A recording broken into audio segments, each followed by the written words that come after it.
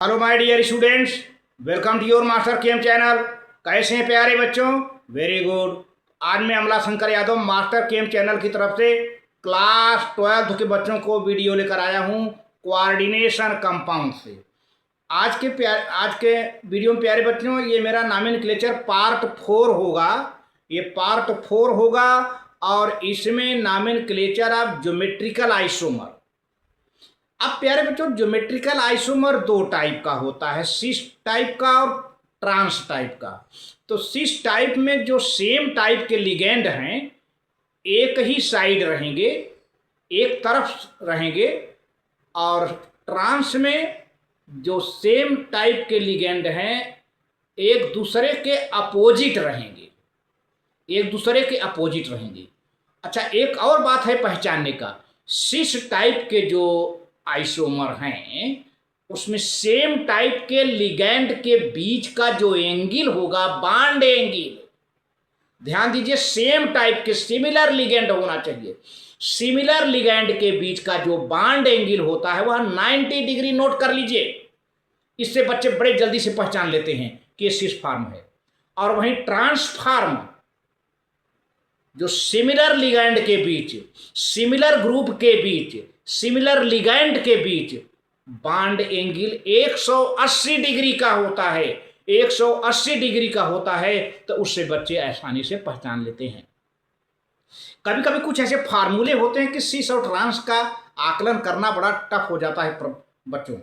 तो इसीलिए मैंने बताया कि बॉन्ड एंगल अगर सिमिलर, डिसिमिलर नहीं, सिमिलर लिगैंड के बीच में बॉन्ड एंगल 90 है तो सिस फॉर्म होगा। और सिमिलर लिगैंड के बीच में अगर बॉन्ड एंगल 190 बनता हुआ दिखेगा तब समझिए कि वह जो है ट्रांसफॉर्म हो जाएगा प्यारे बच्चों, है ना। अब यह है कि कहीं न कहीं सिमिलर लिगैंड के बीच में अगर 90 बन गया, कहीं न कहीं सिमिलर लिगैंड के बीच में अगर 90 बन गया तो उसको हम सिस ही मानेंगे। और कहीं न कहीं सिमिलर लिगैंड के बीच में 180 डिग्री का एंगल मिल गया तो उसको हम ट्रांस ही मानेंगे, है ना। तो चलते हैं, आज इसी का डिस्कशन करेंगे। हालांकि हम आइसोमेरिज्म अभी बाकी है, यहाँ पर मैं आइसोमेरिज्म नहीं पढ़ा रहा हूँ, यहाँ पर मैं नॉमेनक्लेचर की बात कर रहा हूँ। जब आइसोमेरिज्म पढ़ाऊँगा प्यारे बच्चों इसी चैप्टर में कोऑर्डिनेशन कंपाउंड के आइसोमर्स, तब आपका अच्छा खासा हम कितने टाइप के होते हैं, कैसे क्या क्या होता है, कैसे उसको पहचानेंगे, कितने ज्योमेट्रिकल आइसोमर होंगे, कितने ऑप्टिकल आइसोमर होंगे, सारा ट्रिक चीट नंबर से हम आपको समझा देंगे प्यारे बच्चों। तो चलते हैं पहले इसी के बारे में। हाँ तो प्यारे बच्चों, ये क्लास 12 है, लेक्चर नंबर 11 है, coordination compound, naming of coordination compound, part 4 है। ये चौथा पार्ट है, अभी एक दो पार्ट मुझे और बनाने होंगे। Naming of geometrical isomer, geometrical isomer GI, जिसको जीआई कहते हैं, ज्योमेट्रिकल आइसोमर्स, है ना। तो in the geometrical isomers the term cis is used to designate the similar group at adjacent position। हम ज्योमेट्रिकल आइसोमर में एक टर्म यूज करते हैं सिस। इसका मतलब होता है कि सिमिलर ग्रुप या सिमिलर लिगैंड एक तरफ रहते हैं, एक ही तरफ रहते हैं और एक दूसरे से 90 डिग्री पर रहते हैं, जिसका हम डिस्कशन भी करेंगे। And trans is used to designate the similar groups at opposite position. Similar group रहेंगे, ध्यान दीजिए, बार बार सिमिलर सिमिलर आ रहा है। सिमिलर ग्रुप या सिमिलर लिगैंड एक दूसरे के अपोजिट डायरेक्शन में रहेंगे। अब सिस का पूरा डिटेल दे रहा हूं। सिस आइसोमर क्या होता है? आइडेंटिकल मतलब सिमिलर लिगैंड्स, सिमिलर ग्रुप, चाहे सिमिलर लिगैंड कहिए चाहे सिमिलर ग्रुप कहिए, आइडेंटिकल मतलब सिमिलर, आइडेंटिकल या similar ligands are adjacent to each other having bond angle 90 degree between them। मतलब सिमिलर लिगैंड के बीच बॉन्ड एंगल 90 डिग्री होता है और वे एक ही तरफ रहते हैं। ट्रांस आइसोमर के दो चीज़ें हैं, एक ही तरफ रहेंगे। अगर एक ही तरफ से समझ में ना आए तो बॉन्ड एंगल देख लिया करो प्यारे बच्चों। अभी अब कई एग्जाम्पल देंगे। Trans isomer identical ligands are at opposite, identical माने वही similar, similar ligand opposite position पर रहेंगे भैया, आमने सामने, face to face, opposite direction रहेंगे टू ईच अदर। और क्या है, अगर ऐसे ना समझ में आए तो having bond angle 180 degree between them, मतलब सिमिलर लिगैंड के बीच अगर बॉन्ड एंगल 180 डिग्री मिल जा रहा है तो प्यारे बच्चों समझ जाओ कि वो ट्रांस आइसोमर है। लेकिन सिमिलर लिगैंड के बीच अगर बॉन्ड एंगल 90 डिग्री का मिल जा रहा है तो तुरंत समझ जाओ कि बॉन्ड एंगल तुरंत कि वो सिस आइसोमर है। ठीक है, आप इसको नोट कर लीजिए तो आगे चलें। बहुत ही प्रिमिटिव आइडिया दे रहा जो कि आगे आइसोमर समझाने में बहुत आपको समझने में बहुत काफ़ी मदद मिलेगी जब आइसोमेरिज्म पढ़ाऊंगा, इसलिए आपको इसे नोट करते चलिए। अभी तो केवल मैं नॉमेनक्लेचर पढ़ा रहा हूँ। ठीक, अब प्यारे बच्चों यहाँ एक टिपिकल स्क्वायर प्लेनर बना हुआ है और यहाँ ऑक्टाहेड्रल। स्क्वायर प्लेनर का कोऑर्डिनेशन नंबर 4 होता है। कोऑर्डिनेशन नंबर माने क्या, नंबर ऑफ कोऑर्डिनेट बॉन्ड 1 2 3 4, ये बीच में मेटल है, एम लिखा हुआ है ना। अब लिगैंड का पोजीशन क्या हो सकता है, 1 2 3 4, 4 पोजीशन हो सकता है। यहाँ पर ऑक्टाहेड्रल में जो है कोऑर्डिनेशन नंबर 6 है। क्यों 6 है, क्योंकि 6 कोऑर्डिनेट बॉन्ड बन रहा है। 4 तो चारों कोनों पर बन रहा है, एक ऊपर एक नीचे, है ना। तो 1 2 3 4 5 6, तो ये ऑक्टाहेड्रल बनाएगा। तो जिसका कोऑर्डिनेशन नंबर 6 होता है, 6 कोऑर्डिनेट बॉन्ड बनते हैं, वो ऑक्टाहेड्रल होता है। अब स्क्वायर प्लेनर है, स्क्वायर प्लेनर अभी टेट्राहेड्रल भी होता है स्क्वायर प्लेनर, इसका हम डिस्कशन बाद में करेंगे। लेकिन पहले हमारा मेन मकसद है सिस फार्म। सिस फार्म कैसे पहचानेंगे कि अब सिस फार्म इसमें स्क्वायर प्लेनर में कौन कौन से लिगेंड्स हैं जो कि सिस फार्म में हैं। देखिए, अगर 1 और 2 की बात करें, 1 और 2 की बात करें तो 1 और 2 के बीच में चूंकि स्क्वायर है तो यहाँ 90 डिग्री का एंगल बनेगा। 1 2 सिस फार्म है, 2 और 3 क्या है, सिस फार्म है। ठीक है, क्योंकि इनके बीच 90 डिग्री बन रहा है। फिर 3 और 4 यहाँ भी 90 डिग्री बन रहा है।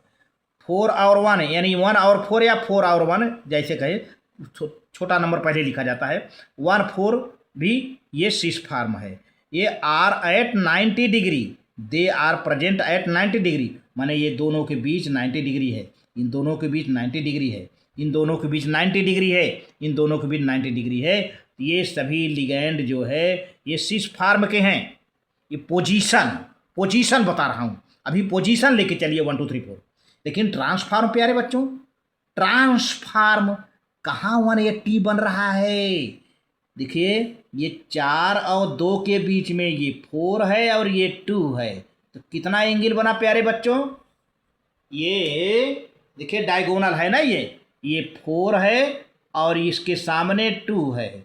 अब इन दोनों के बीच में कितना बन रहा है, 180।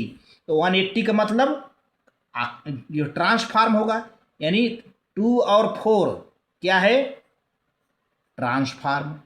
और 1 और 3 प्यारे बच्चों, 1 और 1 के सामने क्या है, ये 3। अब दोनों के बीच कितनी एंगल बनती नजर आ रही है, डायगोनल 180। इसका मतलब 1 और 3 पर, 1 और 3 पर जो लिगैंड होगा वह ट्रांसफार्म शो करेगा। 1 और 3 क्योंकि इनके बीच 180 डिग्री बना है एंगल, और 2 और 4 पर जो होगा वो भी ट्रांसफार्म शो करेगा। ठीक है ना, तो एंगल से पता कर लिया जाता है। तो ये बात रही जो है स्क्वायर प्लेनर का सिस फार्म पता करने का, है ना, और ट्रांसफार्म पता करने का। अब ऑक्टाहेड्रल में ध्यान दीजिए, ऑक्टाहेड्रल में पहले ध्यान दीजिए। ऑक्टाहेड्रल में प्यारे बच्चों यहाँ पर जो है पोजीशन देखे, यही सेम है, बस क्या नया चीज़ है, एक ऊपर एक नीचे, ये 2 बांड बढ़ गए हैं, 5 और 6। बाकी 1 से 4 तक तो इसी में है, यहाँ पर 5 और 6 बढ़ गया है। तो ज़रा देखिए, हम इसका सिस फार्म निकालते हैं। सिस फार्म कितने हैं, कितने लिगैंड ऐसे हैं जो कि सिस फार्म को बताते हैं। तो पहले देखिए, यहाँ पर ये सिस फार्म लिखा हुआ है। सिस फार्म 1 और 2 90 डिग्री है, तो ये पोजीशन सिस फार्म है। चलिए 2 और 3 इन दोनों के बीच 90 डिग्री है, तो ये भी सिस फार्म है। 3 और 4 इन दोनों के बीच 90 डिग्री है, तो ये भी क्या है, सिस फार्म। और 1 और 4 ये भी सिस फार्म है। चलिए अब प्यारे बच्चों, ये परपेंडिकुलर है, जो नंबर 5 है नहीं, ये ऐसे खड़ा हुआ है, जैसे मेरा कलम नहीं खड़ा हुआ है, ऐसे खड़ा हुआ है। तो अब जब ऐसे खड़ा हुआ है प्यारे बच्चों, तो 1 और ये 1 है, और इसको कलम को 5 नंबर मानो, इस कलम को 5 नंबर मानो। जो यहाँ 5 लिखा हुआ है नहीं, जो यहाँ 5 लिखा है, इसको आप 5 नंबर मानो। ये मान लो कि ये 5 नंबर यहाँ पर आ गया, तो 1 और 5 क्या है, 90 डिग्री हुआ, सिस फार्म। 2 और 5 क्या हुआ, सिस फार्म। 6 और 5 क्या हुआ, सिस फार्म। 3 और 5 क्या हुआ, सिस फार्म। 4 और 5 क्या हुआ, सिस फार्म। ये सब चीज़ें सिस फार्म हो रही है। बहुत से सिस फार्म हैं। इसी तरह से आप चाहे जैसे ले लीजिए। अब मैं सिस फार्म यहाँ दिखाया हूँ ऑक्टाहेड्रल के लिए। तो पहले तो चारों किनारों का ले लिया जाए। 1 2 90 डिग्री, 2 3 90 डिग्री, 3 4 90 डिग्री, है ना, 1 4 90 डिग्री। ये सब के सब सिस फार्म है। और आगे सिस फार्म देखिए, 1 और 5, क्योंकि 5 परपेंडिकुलर है, 1 5 90 डिग्री सिस फार्म। फिर 4 5, 4 और 5 90 डिग्री सिस फार्म। फिर क्या हुआ, 3 5, अब 3 5 90 डिग्री सिस फार्म। 2 5 90 डिग्री सिस फार्म। ठीक है। 2 6, अब 6 ये नीचे है, मान लीजिए परपेंडिकुलर है, ये वाला 6 नीचे है, प्लेन के नीचे, वो भी तो 5 की तरह से परपेंडिकुलर होगा। तो 2 6 90 डिग्री, है ना, 3 6 90 डिग्री, 1 6 90 डिग्री, 4 6 90 डिग्री। तो ये सब के सब सिस फार्म बना रहे हैं। लेकिन ट्रांसफार्म प्यारे बच्चों, ट्रांसफार्म बहुत कम है। आप देखो यहाँ पे ट्रांसफार्म 1 और 3, यानी 1 और 3 180 हैं, 1 और 3। 4 और 2 यानी 2 और 4, 2 और 4 180 डिग्री। और 5 और 6, 5 और 6 180 डिग्री, है ना, बिल्कुल आमने सामने हैं। ये 5 6 180, 2 4 180, 1 3 180। तो ये ट्रांसफार्म है 1 3, देखिए 1 3 2 4 5 6 आर जो है at 180 degree, they are representing trans form. इन पोजीशन पर अगर लिगैंड रहेंगे तो ट्रांसफार्म बताएंगे। सिमिलर लिगैंड, ध्यान दीजिए, सिमिलर वर्ड ना भूलना, सिमिलर लिगैंड होना चाहिए। अब उसी का मैं एग्जाम्पल दिखाता हूँ। अभी तो मैंने बताया केवल पोजीशन, तो आप इसको नोट कर लो प्यारे बच्चों। ठीक,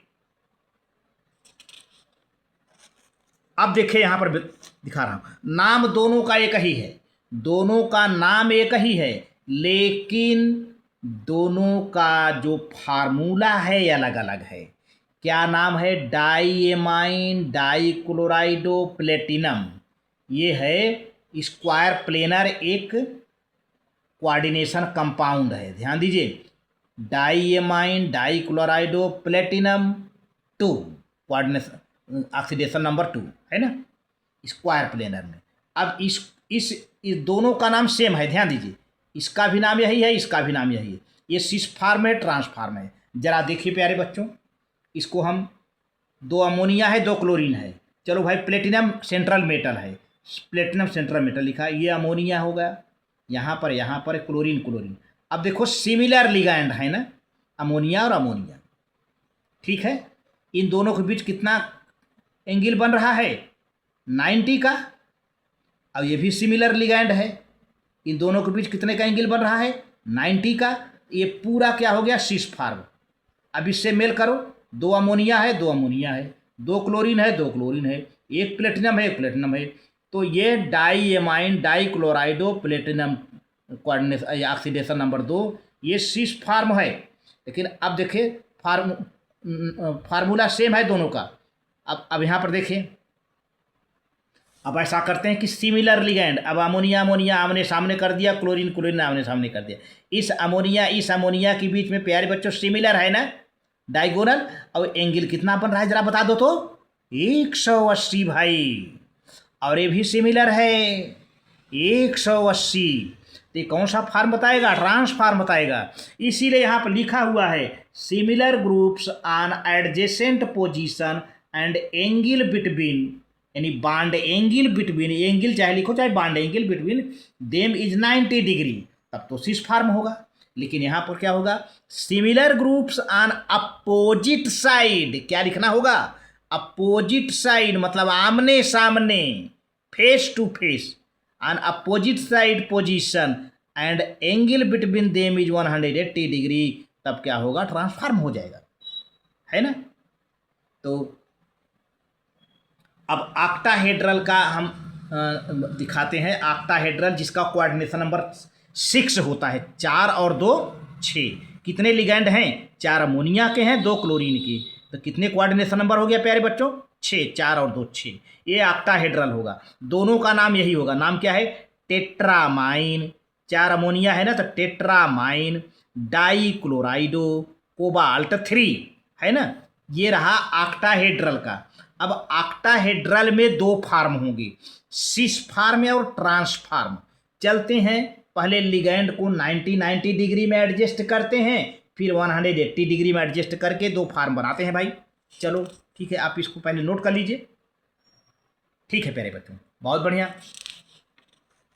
अब देखिए, ये है अमोनिया आपका 4 था फार्मूले में ना, यहाँ पर देखिए, आप इसे नोट कर लीजिए। अमोनिया 4 है, क्लोरीन 2 है, तो आपको यहाँ पर 4 ही अमोनिया मिलेगा, 2 क्लोरीन मिलेगा। ये सिस फार्म है, ये ट्रांसफार्म है।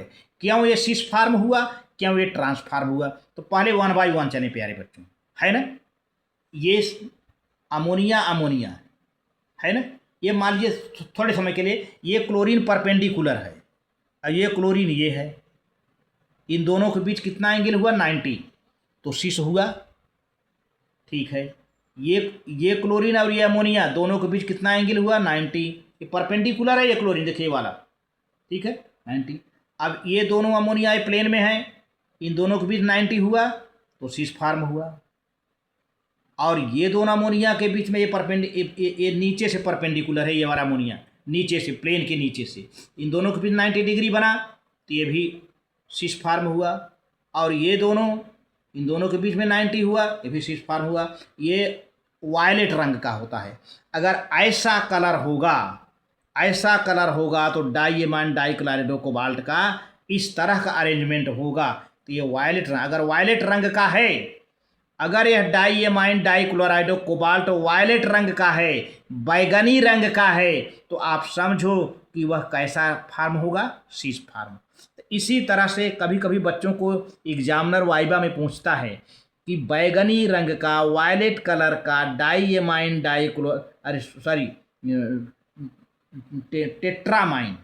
टेट्रामाइन डाइएमाइन नहीं है, टेट्रामाइन है, सॉरी टेट्रामाइन। यहाँ पे बना देते हैं टेट्रा, ये आर है, ये TETRA, टेट्रा। अब काट के बना देता हूँ, ये काट के बना देता हूँ, टेट्रामाइन, यहीं पर टेट्राएमाइन डाइक्लोराइडो क्लोराइडो कोबाल्ट। ठीक है, अगर यह आपको दे दिया जाए बैगनी कलर का है, तो बताओ बेटा कौन सा फार्म होगा, सिस फार्म होगा। लेकिन अगर यही ग्रीन हरे रंग का हो जाए, इसी नाम से दिया जाए, आपके 2 स्टूडेंट हैं, एक स्टूडेंट को इसी नाम का बैगनी कलर का दे दिया गया, यानी वायलेट कलर का, और दूसरे स्टूडेंट को इसी नाम का सेम यही नाम रहेगा और ग्रीन कलर का दे दिया जाए, तो भैया कौन सिस होगा, कौन ट्रांस होगा, तो बैगनी रंग यानी वायलेट कलर वाला सिस होगा, ग्रीन कलर वाला ट्रांस होगा। आइए ग्रीन कलर वाला कैसे ट्रांस हुआ देखते हैं। अब पहले देखो, इस क्लोरीन के बीच में कितना एंगल साफ दिख रहा है, 180 का एंगल है ना, और इस अमोनिया के बीच में 180 का है, इसके बीच में साफ। तो similar ligands on opposite side and angle between them is 180 degree. तो देखिए दोनों का फार्मूला इसीलिए देखिए ए भी दोनों का फार्मूला यही है। दोनों का फार्मूला क्या है? टेट्रामाइन डाइक्लोराइड और कोबाल्ट ऑक्सीडेशन नंबर 3। दोनों का नाम यही है, सेम है, टेट्रामाइन 4 अमोनिया, डाइक्लोराइडो 2 क्लोरीन, फिर कोबाल्ट 3। लेकिन अरेंजमेंट देखा जाए तो इसके लिगैंड 90 डिग्री पर अटैच हैं और इसके लिगैंड इसके सिमिलर लिगैंड एक दूसरे से 90 डिग्री पर हैं और इसके सिमिलर लिगैंड एक दूसरे से 180 डिग्री पर अपोजिट डायरेक्शन में है, इसलिए ट्रांस हुआ। इसका कलर ग्रीन कलर है, इसका कलर ये वो लिख लीजिए, कई बार बोर्ड में आ चुका है, मैंने तो बताया ही नहीं, अभी मेरे दिमाग में आ गया, इसलिए आप इसको लिख लो प्यारे बच्चों। बहुत बढ़िया। आज के वीडियो बस इतना ही, फिर अगले वीडियो मिलते हैं ऑप्टिकल आइसोमर को लेकर के, उसका नॉमेनक्लेचर। लेकिन मैं फिर से बता देना चाहता हूँ कि ऑप्टिकल आइसोमर, ज्योमेट्रिकल आइसोमर हम अलग से पढ़ाएंगे जब आइसोमेरिज्म का टॉपिक आएगा। तो अभी आज के वीडियो में बस इतना ही। थैंक यू वेरी मच प्यारे बच्चों। मेहनत से दूर न जाओ, सच को फॉलो करो, सच आपको कुछ न कुछ देगा। सच हारेगा, एक बार हारेगा, 2 बार हारेगा, लेकिन लास्ट में जीत जाता है।